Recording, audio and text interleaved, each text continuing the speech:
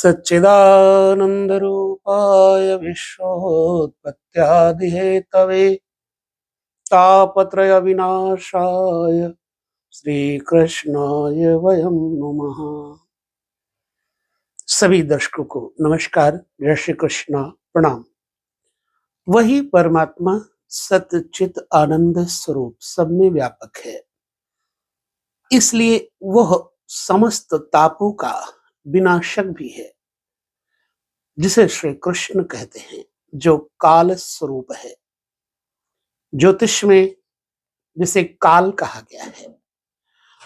अतः जो भी कोई भगवान का स्मरण करके किसी कार्य को करता है, उसकी कार्य को करने की क्षमता स्वयं वही प्रदान करता है। आज के इस वीडियो का संदर्भ मैं आपको बता दूं, इससे पूर्व मैंने लग्न से लेकर के चतुर्थ घर तक, चंद्रमा से चतुर्थ घर तक राहु का प्रभाव, राहु का उपाय बताया। और ऐसे में बहुत से दर्शकों का सकारात्मक फोन भी आया और साथ ही साथ उनको ऐसा, कई विदेशों से फोन आए, कहने में कोई गुरेज नहीं है मुझे। उन्होंने बताया कि जो भी आपने सटीकता दिखाई, जो भी आपके फलादेश का दर्शन है, बड़ा स्पष्ट रहा। चलिए, धन्यवाद उन सभी को। तो आज हम आपको पंचम घर से लेकर अष्टम घर तक राहु के होने का फल बताएंगे और उपाय भी बताएंगे। चंद्रमा से पंचम घर में राहु होने पर जो राहु की दृष्टि है, वो पंचम से पंचम अर्थात नवम स्थान पर पहली दृष्टि, और दूसरी दृष्टि एकादश जो कि आमदनी का घर है वहां पर, और तीसरी दृष्टि लग्न पे पड़ती है। सो आइए हम जानते हैं, जब गोचर में चंद्रमा होंगे और पंचम स्थान पे राहु बैठा होगा तो जातक के जीवन में उथल पुथल करेगा या शांत करेगा। जन्म कुंडली में राहु वृष राशि पर उच्च का होता है, कन्या राशि में कहीं कहीं स्वगृही, मिथुन राशि में सुगृही कहा जाता है। इसलिए कन्या, मिथुन और वृष में विशिष्ट लाभप्रद कहा गया है। ठीक इसके विपरीत, जैसे वृष का विपरीत क्या है? वृश्चिक है। कन्या का विपरीत क्या है? मीन है। धनु मिथुन का विपरीत है। ठीक इसके विपरीत, यदि धनु, मीन और वृश्चिक में होंगे राहु पंचम स्थान पे, तो जातक के ऊपर उसका गहरा प्रभाव पड़ेगा। पंचम घर अकस्मात होने वाली घटनाओं का घर है। पंचम घर पुत्र संतान का है, विद्या का है, आध्यात्मिक सजनता का है, सिद्धियों का है। पंचम में बैठा हुआ राहु यदि निम्न इस तरह की राशियों में होगा तो जातक के संतानों का अभाव जीवन में जातक को देखने को मिलेगा। संतानें होने पर भी उस व्यक्ति को संतानों से लाभ नहीं देखा गया, स्पष्ट है। और पुनः उदरस्थ पीड़ा, धन संपत्ति की अचानक परेशानियां उसको झेलनी पड़ सकती है। जब पंचम स्थान पे राहु होगा और बुरा करेगा तो आदमी को करना चाहिए क्या, ये बात मैं आगे बताऊंगा। पंचम दृष्टि से नवम भाव, भाग्य भाव को जब राहु देखेगा तो अकस्मात पिता की किसी कारणवश दुर्घटना में मृत्यु तक देखने को मिलती है। भाग्य में बाधा पड़ेगी। विद्या, अगर आप पढ़ाई कर रहे हैं तो भाएगी नहीं, यानी विद्या पढ़ाई में रुकावट आएगी। हिप्स इत्यादि का स्थान होने के कारण बैठना कठिन होगा और पीठ की रीढ़ में दर्द पैदा कर देगा राहु। माता पिता और गुरुजनों के साथ जो आपका व्यवहार होगा कटु हो जाएगा, उनकी बातें आपको अच्छी नहीं लगेंगी। जब राहु पंचम होगा तो ये परिणाम देखने को मिलते हैं। अगर पंचम राहु पंचम दृष्टि से नवम घर को देखेगा तो भाग्य भाव को बिगाड़ेगा, अचानक परेशानियों का दौर शुरू हो जाता है। और यहीं पंचम से बैठा हुआ राहु बड़े भाई के घर, आमदनी के घर, 11वें घर को देखेगा तो 11वां घर पैर के घुटने के आसपास का भाग भी है, घुटनों में दर्द पैदा कर देगा, बाईं बाजू में, बाएं कंधे में दर्द पैदा कर देगा, अचानक आमदनी में रुकावट आ जाएगी और अपने से बड़े भाई बहनों के साथ मतभेद पैदा हो जाएगा, व्यर्थ में शत्रुता, अनावश्यक शत्रुता हो जाएगी, बोलचाल भी बंद हो जाएगी। और जब नवम दृष्टि से लग्न को पंचम बैठा हुआ राहु देखेगा गोचर में तो चंद्रमा को बहुत ज्यादा प्रभावित करेगा। चंद्रमा स्वयं जातक का सिर है, मुख है, वाणी है, संपत्ति है, विचार शैली है, तो यहां से नकारात्मक ऊर्जा फेंकेगा। पंचम स्थान पर बैठा हुआ राहु आपके सिर में पीड़ा, व्यर्थ में अवसाद और क्रोध इत्यादि देगा और आपकी वाणी अचानक कटु हो जाएगी। भूत प्रेत बाधा और छाया ग्रहों से व्यर्थ की परेशानी, सिर पीड़ा इत्यादि। तो अब ऐसे में हम जानते हैं कि उपाय क्या करें। पंचम बैठा हुआ राहु अगर आपको नुकसान कर रहा है तो आपको उपाय करना चाहिए, कोई गुल्लक रख लीजिए, ग्रे कलर की गुल्लक, उसमें डेली पैसे डालना शुरू कर दीजिए। उन पैसों को जब गुल्लक भर जाए तो किसी लावारिस, जिसके माता पिता नहीं होते, ऐसे बच्चे को, अथवा उन पैसों से गौशाले में चारा, अन्नदान इत्यादि कर सकते हैं। ये कर दीजिए, बैंक बैलेंस आपका ठीक हो जाएगा, अकस्मात आई हुई समस्याओं से आपको छुटकारा मिल जाएगा और जो आमदनी का घर है वो में मजबूत हो जाएगा और भाग्य भाव भी मजबूत हो जाएगा, पुनः लग्न भी मजबूत हो जाएगा, चंद्रमा मजबूत हो जाएगा, आपकी आकस्मिक परेशानियां खत्म हो जाती है।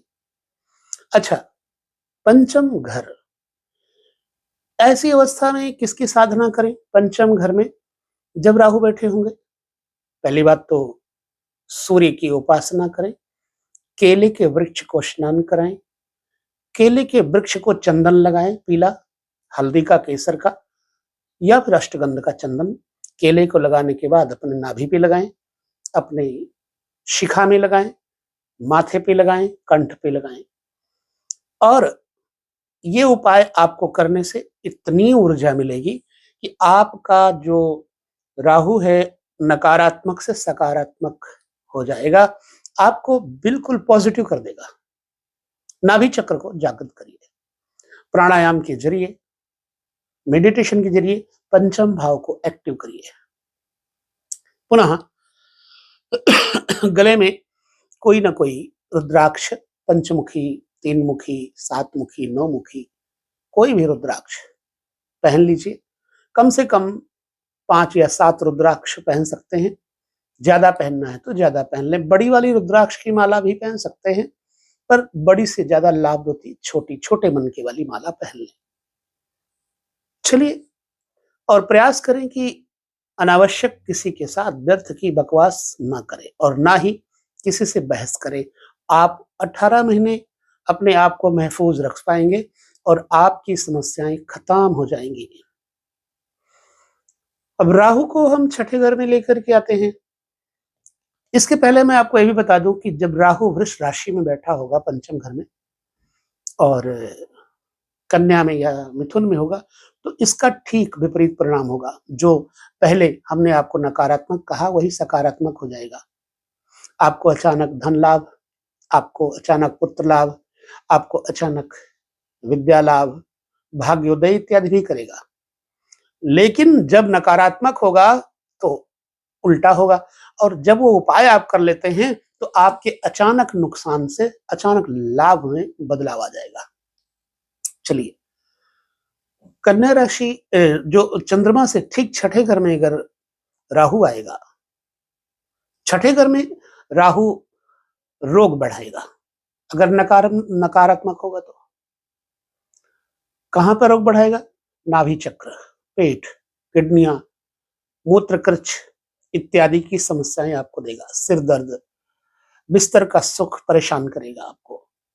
पति पत्नी में अनबन, पत्नी के साथ मनमुटाव, पत्नी मायके चली जाए, आपस में बिल्कुल बने ना। ऐसे में आपको छठे घर में बैठा हुआ राहु पुनः दृष्टियों का प्रभाव तो देखते ही देखते हैं। ठीक है, छठे घर में बैठा हुआ राहु दसम स्थान को पंचम दृष्टि से देखेगा, व्यापार को प्रभावित करेगा। व्यापार प्रभावित होगा, पिता का घर प्रभावित होगा, आपके पैर प्रभावित होंगे, चोटें लगेंगी। विपरीत होगा तो डॉक्टरों के पास पैसा आपका नाजायज जाएगा। और सप्तम दृष्टि से शयन कक्ष को देखेगा। फिर मैं कहूंगा कि शयन कक्ष बिल्कुल साफ सुथरा रहे। वहां पर शयन कक्ष में एक उपाय करना चाहिए आपको। अगर घर में पति पत्नी में बिल्कुल आपसी मतभेद है, यदि आपको विशेष सुख नहीं मिल रहा है, पत्नी का प्रेम नहीं मिल रहा है, तो यह उपाय आपको रामबाण काम करेगा। क्या करना चाहिए आपको? एक तो किसी को वेडिंग दे दें, कंबल दे दें, चद्दर दे दें, तकिया दे दें, दान कर दें। नीले रंग का, काले रंग का भी दे सकते हैं, ग्रे कलर का भी दे सकते हैं। दूसरा, किसी को चप्पल दे दें, मल्टी कलर चप्पलें दे दें। इससे आपका बिस्तर का सुख यानी पत्नी का सुख ठीक हो जाएगा। पुनः आपके ऊपर अगर कोई कोर्ट कचहरी का मुकदमा होगा तो उससे भी आपको छुटकारा मिल जाएगा। 12वां घर स्वाध्याय के लिए भी देखा जाता है, मोक्ष के लिए भी देखा जाता है। रोजाना सोने से पहले बिस्तर पर बैठें और ये मंत्र जपें। कृष्णाय वासुदेवाय हरे परमात्मने प्रणत क्लेश नाशाय गोविंदाय नमो नमः। यदि आप पूरा मंत्र नहीं जप सकते हैं तो गोविंदाय नमो नमः 5 मिनट जपें। आपके बिस्तर का सुख, आपके नींद का सुख, शत्रु इत्यादि जो कष्ट दे रहे थे उनसे आपको निजात मिल जाएगी।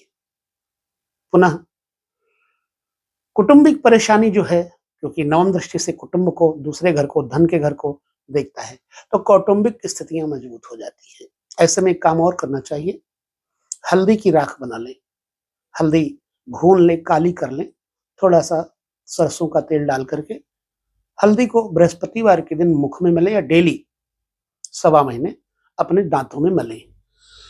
क्षमा चाहे तो उससे आपको जो कौटुंबिक परेशानियां हैं वो मजबूत हो जाएंगी और आपके जीवन में धन, वैभव, संपन्नता आने लग जाएगी। आपकी वाणी में जो कटुता थी वो मिट जाएगी। यदि आपका छठे घर में राहु बैठा होगा और ये परेशानियां होती होंगी तो आपको इन उपायों से लाभ मिलेगा।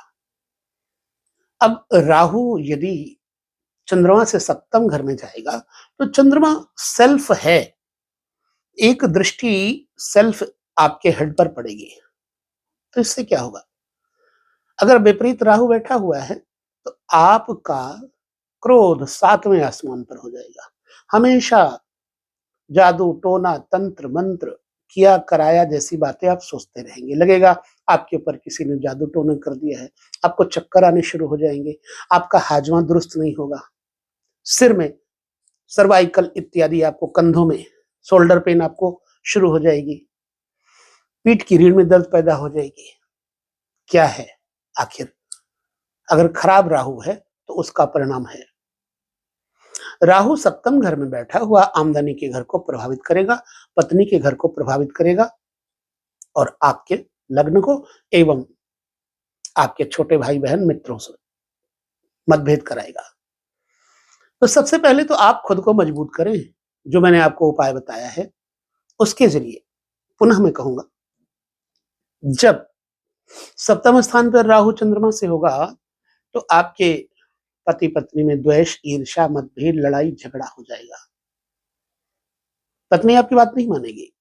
यदि आप पुरुष हैं तो, स्त्री हैं तो आपका पति आपकी बात नहीं मानेगा, वो पर स्त्रियों की तरफ उसका आकर्षण हो जाएगा।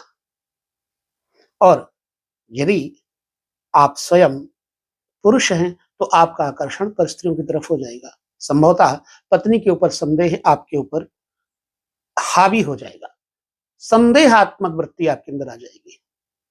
ऐसे में आपको क्या करना चाहिए? स्फटिक की माला, छोटे-छोटे मनके वाली माला गले में धारण करें, सोते समय ना पहने। कोशिश करें चांदी की गिलास अगर है घर में तो चांदी की गिलास में दूध रख लें, ठंडा हो जाने पर, गुनगुना हो जाने पर उसे पिएँ। अगर आपके पास वो भी नहीं है तो तांबे के पात्र में पानी रख लें और चुटकी भर शक्कर या गुड़ उसमें डाल लें। सुबह होते ही उस पानी को ले जा करके कहीं वृक्ष में, ऊपर गमले में, कहीं पर भी डाल दें। आपको छुटकारा मिलेगा परेशानियों से, मानसिक भ्रम दूर होगा। और पुनः थोड़ा-सा कपूर ले लें, कपूर पानी में डाल के स्नान करें और थोड़ा-सा कपूर गंगा जल के साथ लेकर के पान करें। आपको लगेगा कि हमारे ऊपर जो कुछ किया कराया जादू टोना तंत्र मंत्र है वो खत्म हो गया। बिल्कुल रिलैक्स फील करोगे आप, करके देख लेना।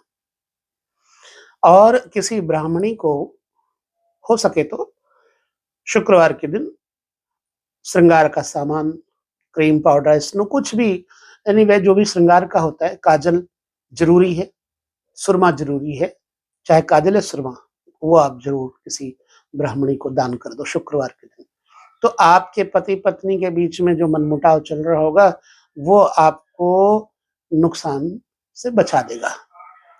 और पुनः आपके भाई-बंधुओं के साथ आपकी जो विचारधाराएँ नहीं मिल रही थी, वो भाई-बंधुओं के साथ, मित्रों के साथ आपकी विचारधाराएँ सकारात्मक हो जाएँगी। क्योंकि सप्तम स्थान पर बैठा हुआ राहु भाई-बंधु और मित्रों के घर को देखेगा, सो उसको नुकसान तो पहुँचाएगा। मित्र ही आपके शत्रु हो जाएँगे। ऐसी अवस्था में अष्टधातु का कोई ना कोई छल्ला या कड़ा आपको अपने हाथ में धारण कर लेना चाहिए। सप्तम स्थान पर बैठा हुआ राहु आमदनी के घर को भी प्रभावित करेगा, लिहाजा जब आप ये उपाय करेंगे तो आमदनी का उपाय भी ठीक हो जाएगा। और अपने कोशिश करें बाएं हाथ से भोजन न करें।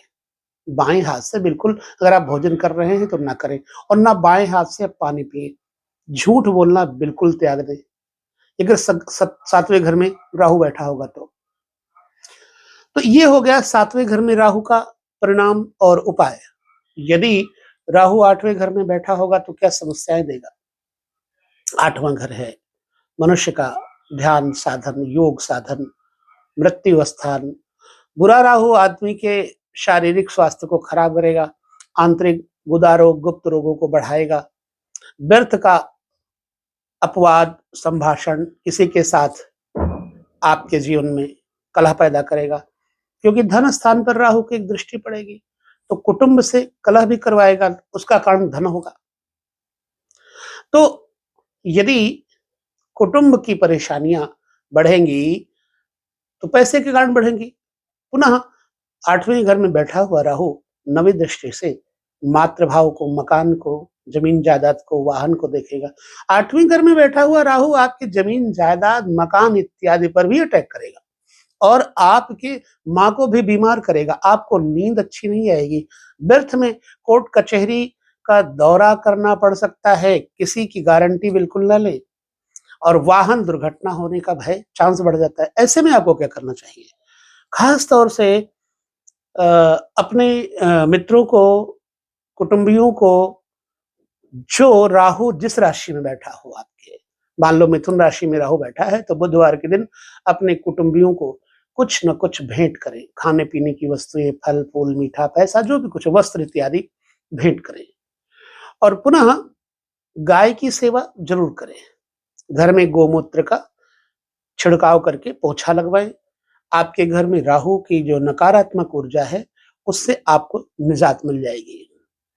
और कोशिश करें गंगा जल अपने बेडरूम में जरूर रखें। चांदी का चंद्रमा या चांदी का पाउडर होता है, चांदी का बूरा होता है जो छिलाई में निकलता है, उस छिलाई वाले बूरे को सफेद कपड़े की पोटली में बांध करके अपने बेडरूम में, अपने घर में टांग दें। इससे आपका राहु शांत हो जाएगा, आपके ऊपर ग्रहण दोष खत्म कर देगा। आठवें घर में बैठा हुआ राहु कि दृष्टि 12वें घर पे भी पड़ेगी पंचम। जब पंचम दृष्टि पड़ेगी तो पुनः मैं कहूँगा कि आपका जो जीवन साथी है, वो आपके साथ नकारात्मक होने से बचेगा जब आप ये उपाय करेंगे तो। एक उपाय और, जिस राशि में राहु बैठा है, मान लो मिथुन में बैठा है तो बुधवार हो गया, वृष में बैठा है तो शुक्रवार हो गया, वृश्चिक में बैठा है तो मंगलवार हो गया। उन वारों में कुत्तों को दही जलेबी, या फिर जलेबी नुकसान करती है, कुत्तों को मीठा नुकसान करता है, तो दही खिलाएं, बंद मक्खन खिलाएं, पंछियों को दाना डालें, जूते चप्पल, क्योंकि 12वें घर पे दृष्टि जाएगी तो जूते चप्पल मल्टी कलर के देने से आपको परेशानियों से छुटकारा मिलेगा। और पुनः अपने भाई बंधुओं के साथ खुशहाली से उस दिन उस वार में खास तौर से कोई ना कोई स्पेशल डे मना लें और कुछ न कुछ बाजार से मंगा करके, स्पेशल बना करके या फिर मंगवा करके खिलाएं। आपके घर में खुशहाली का माहौल बनेगा। रुद्राक्ष और स्फटिक अगर आप पहने रखे हैं तो आपकी शारीरिक परेशानियां आपको परेशान नहीं करेंगी। और पुनः जो उपाय मैंने गौशाले का, गोमूत्र का, गो सेवा का बताया है, उससे आपको बहुत आराम आएगा। तो इस तरह से ये दूसरा पार्ट मैंने वीडियो का आपको दिया, जो चंद्रमा से पंचम और अष्टम तक राहु का प्रभाव, राहु का उपाय है। आपको इससे कैसा लगा हमें वो भी बताएं, और क्या आपके ऊपर ऐसा कुछ चल रहा है तो भी बताएं। हम आगे आपके साथ जुड़े रहेंगे। तो वीडियो में बस यहाँ तक ही। आशा यही है कि आपको अच्छा लगेगा। वीडियो उपाय करके तो आपको और सकारात्मक ऊर्जा प्राप्त होगी। तो बस यहीं से लेते हैं विदा। आप सभी लोग प्रसन्न रहें, खुश रहें। जय श्री कृष्णा। प्रणाम, नमस्कार।